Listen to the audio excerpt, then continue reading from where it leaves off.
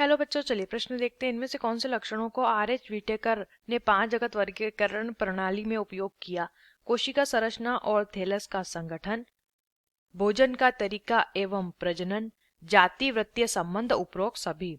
तो आइए जानते हैं यहाँ पर हमारे प्रश्न की मुख्य अवधारणा। लिख लेंगे मुख्य अवधारणा। हमारे प्रश्न की मुख्य अवधारणा यहाँ पर संबंधित है 5 जगत वर्गीकरण।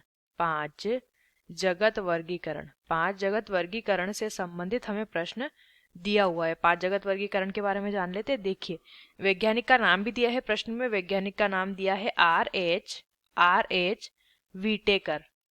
आर.एच. व्हिटेकर, वैज्ञानिक आर.एच. व्हिटेकर ने क्या किया? जो जीव जंतु है, सभी प्रकार के जीव जंतु है पूरे विश्व में, उन्हें क्या किया? 5 जगत में, 5 प्रकार के जगत में उन्हें क्या कर दिया? वर्गीकृत कर दिया, उन्हें विभाजित कर दिया या वर्गीकृत कर दिया। कौन कौन से 5 जगत? जगत प्रोटिस्टा, जगत प्रोटिस्टा, जगत मोनेरा, जगत पादप यानी प्लांटी, जगत जंतु और जगत कवक। इन 5 जगत में क्या किया था? सारे के सारे प्राणियों को विभाजित कर दिया। अब यहाँ पे इन्होंने जो वर्गीकरण किया, इन्होंने जो ये वर्गीकृत किया जीवों को, इसमें कौन से लक्षणों को इन्होंने लिया था वो भी जान लेते हैं। तो यहाँ पे जो वैज्ञानिक व्हिटेकर है, उन्होंने क्या क्या किन किन आधारों पर उन्होंने क्या किया था?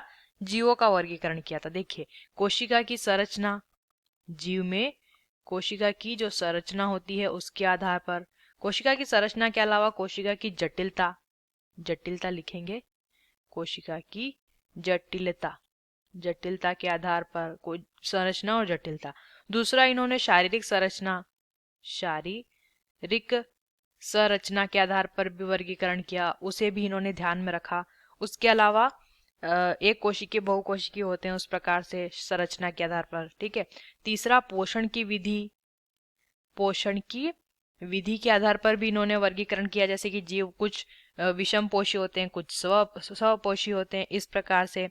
और कुछ जीव जो होते हैं उनकी उनकी जो जाति वृत्तीय संबंध होते हैं, जीव के जो जाति वृत्तीय संबंध होते हैं, उन संबंधों के आधार पर भी जीवों को जो है एक श्रेणी में रखा, जो आपस में संबंध रखते हैं। तो अब विकल्पों को देख लेते हैं। तो कोशिका संरचना और थैलस का संगठन, ये भी उन्होंने जो है अपने वर्गीकरण में शामिल किया एक आधार। भोजन का तरीका और प्रजनन यानी कि पोषण, जाति वृत्तीय संबंध भी शामिल किया था। तो उपरोक्त सभी यानी विकल्प डी हमारे प्रश्न का सही उत्तर हो जाएगा। आशा करते हैं आपको इस प्रश्न का उत्तर समझ आया होगा। धन्यवाद।